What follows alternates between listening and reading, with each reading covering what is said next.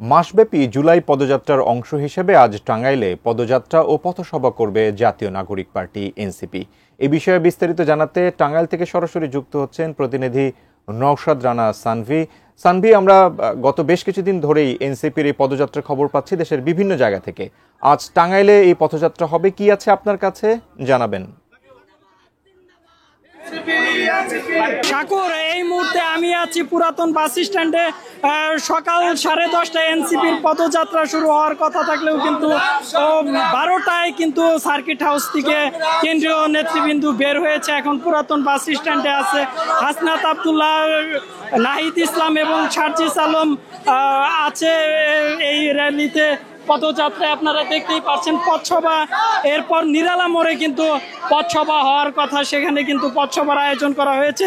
নাহিদ ইসলামের সাথে কথা হয়েছে, তিনি জানিয়েছে মাওলানা আব্দুল হামিদ খান ভাসানী যে স্বপ্ন দেখেছিল বাংলাদেশ নিয়ে, সেই স্বপ্ন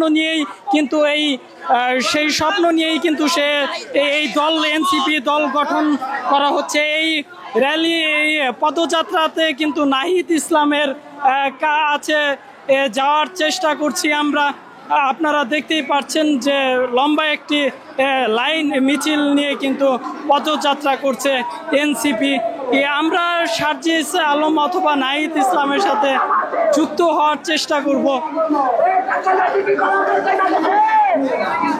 প্রিয় দর্শক, আপনারা দেখতেই পাচ্ছেন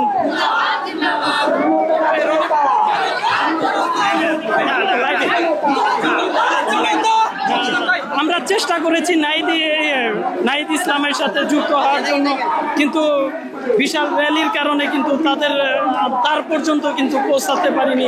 আপনারা কিন্তু দেখতেই পাচ্ছেন পুরাতন বাস স্ট্যান্ডে এনসিপির নেতাকর্মীরা এখন আছে পদযাত্রা নিয়ে।